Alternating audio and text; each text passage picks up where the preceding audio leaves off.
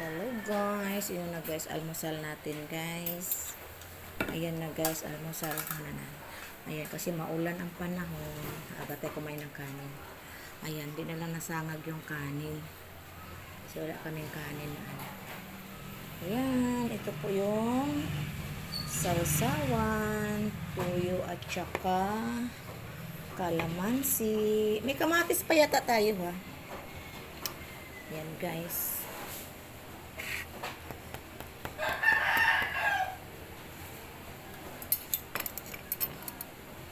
Ayan na guys.